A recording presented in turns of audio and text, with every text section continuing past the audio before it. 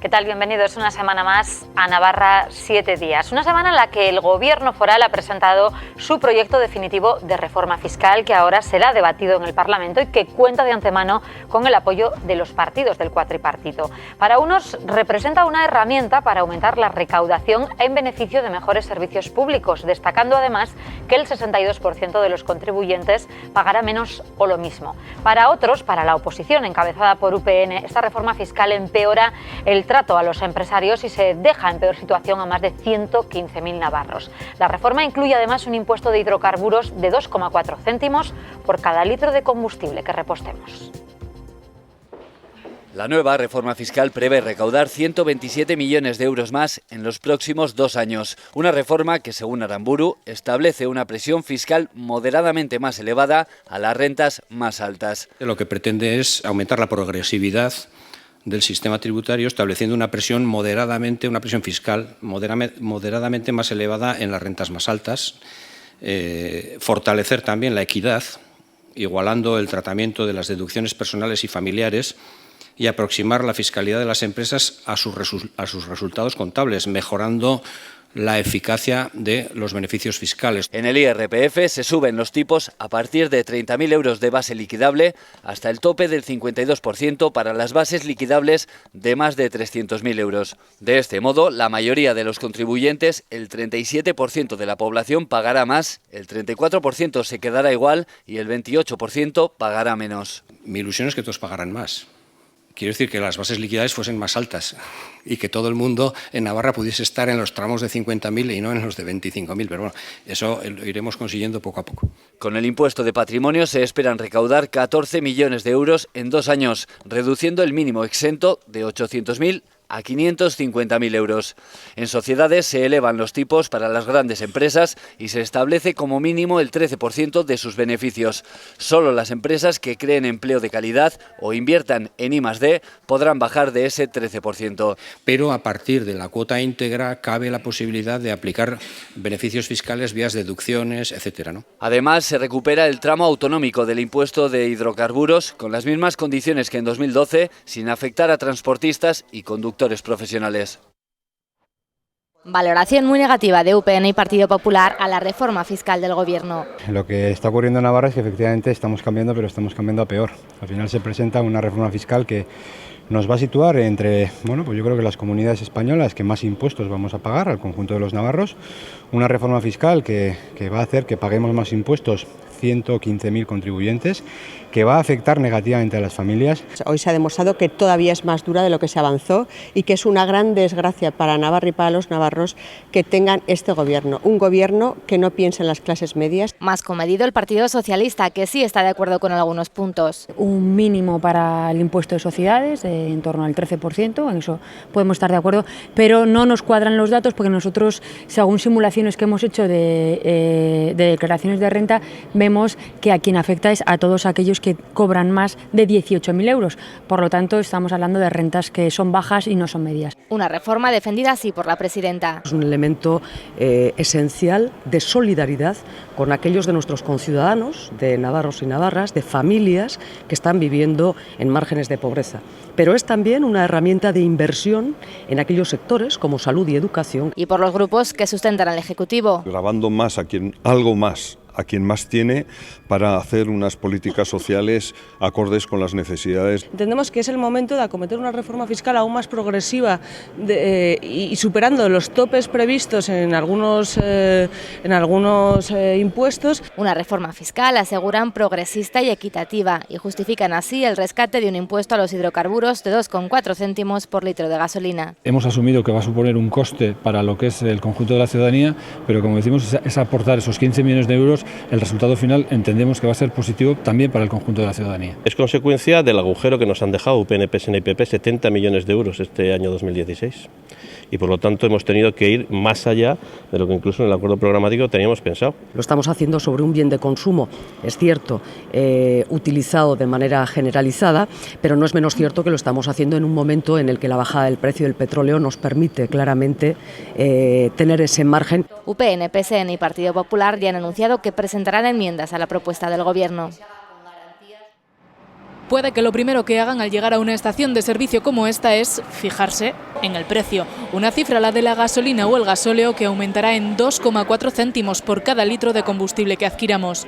Es el nuevo impuesto sobre hidrocarburos que el Gobierno de Barcos ha anunciado recargará el año que viene, eso sí, tras aprobarse en el Parlamento. Con este impuesto, el Ejecutivo espera recaudar más de 14 millones de euros, una medida que afecta a todos los conductores y, desde luego, ante la que nadie queda indiferente. ¿Ahora qué quieren hacer estos? Con el dinero ese, ¿no recaudan bastante? A mí me parece que es una vergüenza lo que van a hacer. Ya pagamos suficientes impuestos y ya la gasolina ya viene con sus impuestos ya que nos han cobrado anteriormente, O sea que me parece ya excesivo, Pues 40 litros por 0,2, pues lo que me supone. Tendríamos que mirar también lo que cobran ellos, ¿no? Y otros. Nosotros necesitamos siempre llenar los depósitos porque estamos trabajando todo el día. Cristiano, vecino de Barañain, es electricista autónomo y por tanto su coche y la gasolina son su medio de vida. Está previsto que los transportistas y conductores profesionales como los taxistas tengan derecho a la devolución de este recargo. Pese a que hasta el momento los navarros quedaban libres de pagar este tipo de impuesto, la mayoría de las comunidades ya lo recargaban. Eso sí, no cobran comunidades limítrofes como País Vasco y La Rioja, un asunto que dicen desde las gasolineras puede afectar a sus ventas. Pues los que estén colindantes yo creo que sí. Pese a las voces en contra, también hay quien acepta este nuevo impuesto. Si queremos tener un nivel de vida, obviamente tenemos que pagar impuestos, pienso yo. Lo que pasa es que tienen que ser equilibrados. A quién se les cobra, por qué se les cobra y luego dirigirlos correctamente hacia cada sector. En el caso de Navarra, el recargo supondrá 2,4 céntimos de euro por litro de gasolina o gasóleo, 0,6 céntimos de euro por litro de gasóleo agrícola y de calefacción.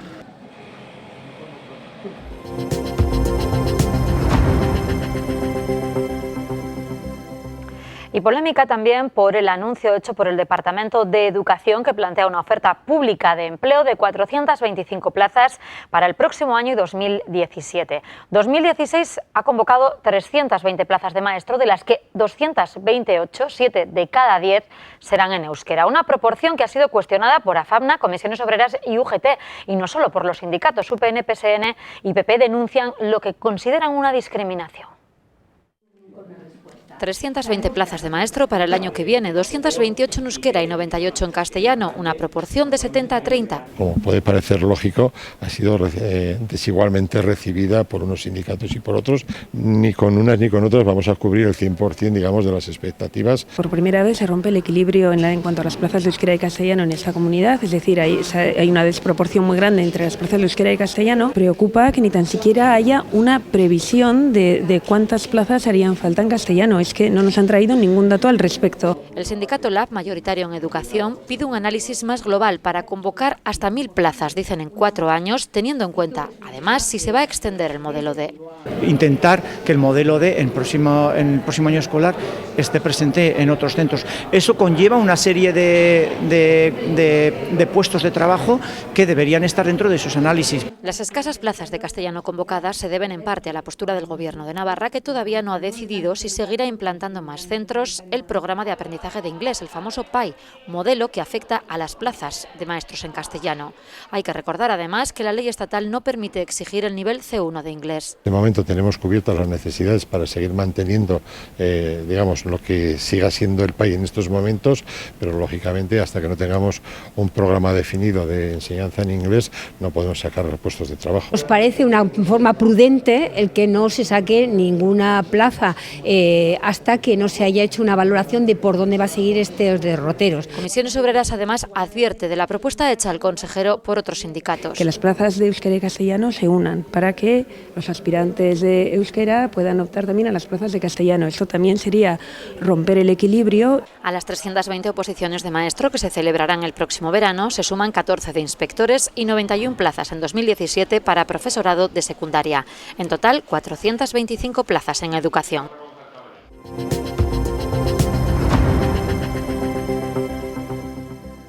Ha sido esta una semana con intensos tintes preelectorales en Navarra. Nos han visitado Rajoy y Pedro Sánchez y se han rubricado 2 pactos electorales, el de UPN y PP y el de los partidos del cuatripartito para ir juntos al Senado, después de que Podemos retirara su condición de colocar a uno de sus candidatos en la lista. La suma de Podemos a una candidatura en la que está también EH Bildu ha despertado recelos de algunos partidos. Pedro Sánchez pedía explicaciones a Pablo Iglesias desde Pamplona, mientras Rajoy lanzaba desde aquí un mensaje claro a los secesionistas socialistas catalanes, advirtiendo de que combatirán con herramientas legales una posible ruptura del país. Apretón de manos y firma para escenificar el acuerdo por el que UPN y PP van juntos a las generales. Rajoy acudía a Pamplona a firmar junto a Esparza las bases de un acuerdo con altura de miras, dicen, con el que ambos aseguran blindan Navarra y España ante el avance del nacionalismo. Hay 5 principios básicos que va a defender esta coalición. Primero, que Navarra es Navarra. Segundo, la Navarra foral. En tercer lugar, la Navarra española. Ese desafío al que me refería, que está efectivamente el foco en estas fechas muy vinculado con Cataluña, también existe en Navarra. Y por eso les ha dolido tanto que este acuerdo que firmamos hoy trunca sus planes. Es evidente que el independentismo vasco no va a poder llevar a cabo esa hoja de ruta soberanista que estaba planificada gracias al acuerdo que acabamos de firmar. Y se comprometen con la defensa del convenio y la supresión de la transitoria cuarta. Ahora que hay polémica sobre este asunto y dimes y diretes, vamos a mantener el convenio económico. Nosotros vamos a apoyar el mejoramiento del fuero y votaremos, como reza el texto del acuerdo, a favor de la eliminación de la transitoria cuarta de la Constitución española en el supuesto de que al final haya una reforma de la Constitución. Señalan que el acuerdo no está condicionado por la lista unitaria que las 4 fuerzas del cuatripartito presentan al Senado. No ha afectado nada, nosotros no reaccionamos a decisiones que adopten otros. Ha sido posterior al acuerdo que nosotros hemos alcanzado. Lo hacemos para construir, desde el respeto, pero para construir. Otros, en esta tierra, desgraciadamente, llegan a acuerdos con el único objetivo de separar y destruir. Por este acuerdo, los 2 primeros candidatos de la lista al Congreso serán de UPN, a diferencia de la anterior legislatura, cuando uno era regionalista y otro popular. El PP se reserva los puestos 1 y 3 del Senado, aunque la consecución de 3 senadores podría estar en juego tras la irrupción de la candidatura del cuatripartito. UPN se compromete solamente a apoyar la investidura de Rajoy, algo que no preocupa al presidente. Vamos a coincidir siempre en los temas económicos, en las reformas estructurales, en las bajadas de impuestos, en los temas esenciales. Rajoy se desplazaba después a Zaragoza para reeditar también su acuerdo electoral con el partido aragonés. 2 días antes, el martes, también visita relámpago del líder socialista a Pamplona. Pedro Sánchez se dejaba ver con María Chivite recorriendo las calles del casco antiguo tras reunirse con los sindicatos de Volkswagen Navarra en la sede del partido en el Paseo Sarasate. Después, el candidato a la presidencia ofreció una conferencia en el Foro Ser Navarra, donde se refería a la factoría del Andave. Nuestro compromiso va a ser derogar totalmente la reforma laboral, poner en pie un nuevo estatuto de los trabajadores que recupere muchos de esos derechos laborales perdidos y, desde luego, que ponga freno a la precariedad. Y, por supuesto, abordaba otras cuestiones de actualidad política. El acuerdo alcanzado entre Geroa Bai, EH Bildu, Podemos e Izquierda Esquerra para presentar candidatura conjunta al Senado chirría a Pedro Sánchez, que pedía explicaciones a Pablo Iglesias. Pablo Iglesias tiene que dar respuesta a por qué está defendiendo la unidad de España y aquí en Navarra está claramente asociándose a un partido que hace muy pocas fechas su portavoz dijo que apostaba por la descomposición del Estado español. Menos le sorprende, dice, el acuerdo alcanzado entre UPN y PP. Bueno, pues hablando de amnistías fiscales y después de lo que hemos conocido del representante en el Congreso de los Diputados de UPN, me parece coherente. Por cierto, le preguntan incluso si esto dificulta futuros pactos en Navarra entre su partido y UPN. No. Y sobre acuerdos postelectorales, Sánchez descarta poner en cuestión el fuero navarro si así se lo pidiera en una posible negociación el líder de Ciudadanos, Albert Rivera. Desde luego no va a ser una de las condiciones que yo acepte. Punto. El Partido Socialista tiene una única posición sobre este asunto y es respetar, por supuesto, la singularidad de Navarra. Avala el convenio y dice que encaja perfectamente con el modelo federal que plantea el PSOE. Mensaje también para el gobierno de Uxue Barkos, con quien ha compartido escaño en el Congreso. Me preocupa es que en todas las grandes inversiones e infraestructuras lo que está haciendo el gobierno de Navarra es, o en el mejor de los casos, poner peros o frenar esas inversiones. Debería, como bien dice María Chivite, pues dedicarse a resolver los problemas de los ciudadanos y no tanto quedarse circunscrito a las cuestiones identitarias. Y advierte sobre la transitoria cuarta. En Navarra siga siendo Navarra. No se ha mojado al ser preguntado por pactos a futuro entre los socialistas navarros y Geroa Bai. Como han escuchado, la candidatura conjunta al Senado de los partidos del cuatripartito ha centrado parte de la actualidad política. La lista Cambio Aldaqueta se presentaba en la tarde del viernes, después de que ya el lunes Podemos anunciara que estaba dispuesta a ceder en no poner a su candidato en esa lista conjunta. Así pues, los partidos del cuatripartito irán juntos al Senado y de manera individual al Congreso. Si aquí el motivo del bloqueo es que Podemos concurra o no concurra, para nosotros ya hemos dicho que lo importante son contenidos, objetivos, código ético, más allá del reparto de sillones. Por separado al Congreso, Gero Abay y EH Bildu ya hacen campaña. 4 pilares del programa que son políticas sociales, autogobierno, democracia. A Madrid vamos a, por resumirlo, comentaría 4 grandes temas, ¿no? En primer lugar, a reivindicar y a exigir algo que es nuestro, que es el derecho a decidir. Listas diferentes como diputados, mientras van de la mano al Senado en una candidatura conjunta con el resto de fuerzas del cuatripartito. No terminamos de entender por qué, en el Senado sí y en el Congreso no. Que ir en una lista unitaria al Congreso era hurtar a la ciudadanía el debate ideológico. No es una contradicción, sino todo lo contrario. Izquierda Esquerra presenta a Patxi Bernal. EH Bildu ha fichado a Patxi Zamora, el portavoz de Kontuz, conocido por su activismo en el caso Caja Navarra. Vinculada en los últimos años a lo que ha sido el poner de manifiesto, el sacar encima de la mesa toda la podredumbre que existía en las instituciones. Un fichaje inmejorable. La elección de 2 hombres por estas fuerzas obligaba a Gero Abay a cambiar su propuesta inicial, también un varón, para escoger, en pro de la paridad, a esta mujer, Ana Luján, la que fuera directora y actual profesora de la Ikastola Arguía de Fontellas. Entre todos estos movimientos se irrumpía la encuesta del CIS. El Partido Popular una encuesta, mejor dicho, que indica que el Partido Popular volvería a ganar las elecciones, eso sí, lejos de la mayoría absoluta de hace ahora 4 años. Los populares mejoran el dato respecto a la encuesta del pasado julio. Lo mismo ocurre con el PSOE, que sería segunda fuerza. Podemos sigue cayendo en favor de Ciudadanos, que se coloca como tercera, creciendo en intención de voto directo. La presidenta navarra, Uxue Barkos, sigue siendo la política mejor valorada. 3 de los 4 grandes partidos mejoran sus resultados con respecto a la encuesta del mes de julio. El PP roza el 30% de intención de voto. El PSOE se sitúa a 4 puntos de los populares. Las 2 fuerzas superan en conjunto la mitad de los votos. Ciudadanos mejora más de 3,5 puntos y supera a Podemos, que baja a la 4ª plaza, perdiendo casi 5 puntos en 4 meses.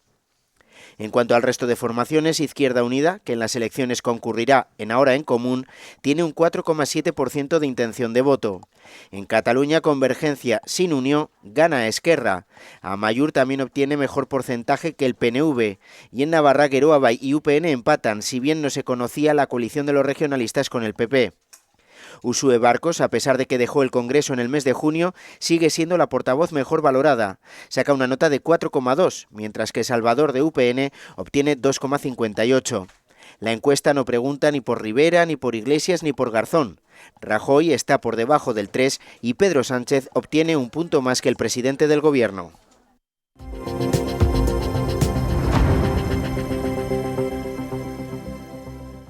Esta semana hemos podido bucear en el caso Osasuna, que ha quedado al descubierto de manera total. El juez ha decretado levantar el secreto de sumario fijado en las investigaciones que se iniciaron en el mes de febrero. La instrucción de Otamendi no terminará aquí, porque la semana que viene va a seguir tomando declaraciones. En la causa principal están imputadas 27 personas. La última parte de la investigación tiene que ver con el tráfico de llamadas entre los imputados.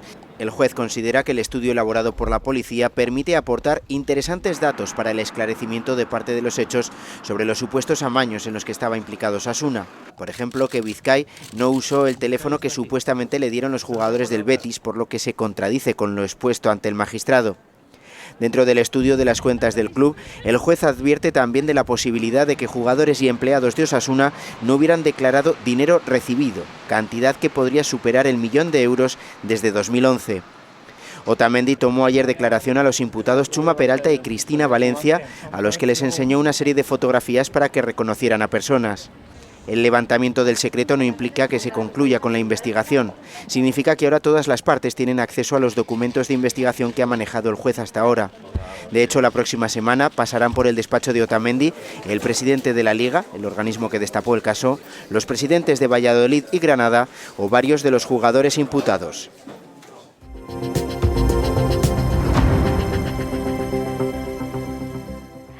Esta semana se ha presentado en la Catedral de Pamplona un docudrón que retrata el templo como nunca antes se había visto, desde fuera y desde dentro. Una grabación de algo más de 5 minutos que nos permite recorrer los lugares más inaccesibles de la catedral. Además, también esta semana el Paseo Sarasate se ha vestido de arte y de cultura. Se ha convertido en un museo al aire libre con la colocación de 6 esculturas monumentales de Henry Moore, uno de los grandes artistas de la escultura moderna. Se disfrutarán hasta el 10 de enero. En el silencio de un lugar tan real como místico, este pequeño de nombre Álvaro nos hace viajar a través de su sueño por la Catedral de Pamplona, nunca antes vista bajo la cámara de un dron. La tecnología nos coloca sobre este conjunto monumental por fuera y por dentro. En castellano, euskera, inglés y en francés, el audiovisual se presenta desde lo más alto del aseo, a metros de altura, haciendo pequeño incluso el sepulcro de los reyes.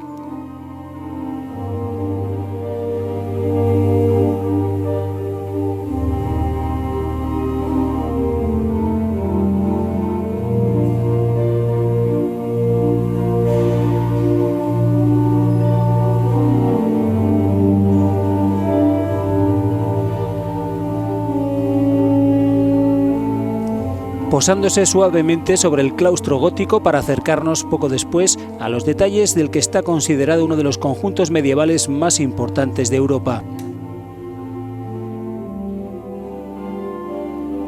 El insólito viaje nos lleva a conocer también un presbiterio con su baldaquino como nunca antes se había visto, imponente y descubierto tras la forja ornamental. Una a una, cada estancia del templo es recorrida y acompañada de los acordes del Ave María de Schubert, que hace sonar Julián Ayesa, canónigo organista de la Capilla de Música. Trabajo que ofrece también la visión más moderna y contemporánea de la catedral, la exposición permanente Occidens, premiada en foros internacionales y elevada a los altares de la tecnología dron. Un viaje, un sueño, hecho realidad.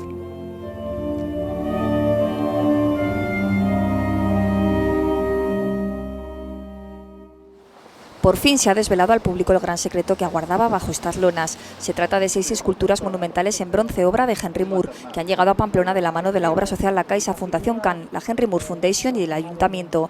Estas obras fueron creadas entre 1960 y 1982 en la cúspide de la carrera del artista. Estas obras exploran algunos de los motivos claves dentro de la obra de Moore, en particular su fascinación con la figura reclinada y los temas relativos a la madre y el niño. Y también veremos cómo explorado la relación entre la figura humana con el paisaje y la tensión entre naturalismo y abstracción.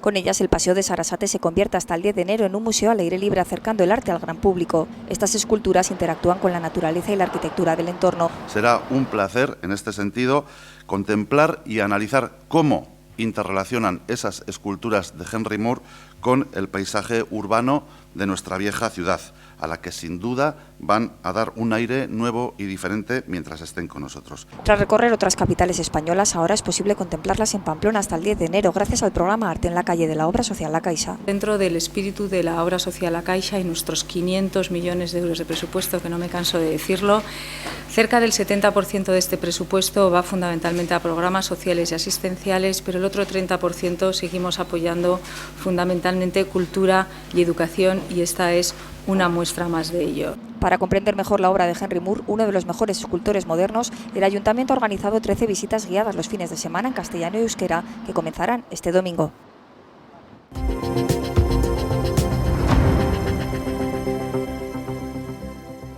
Pues así nos marchamos. Volveremos, como reza el nombre de nuestro programa, dentro de 7 días. Disfruten de la semana. Adiós.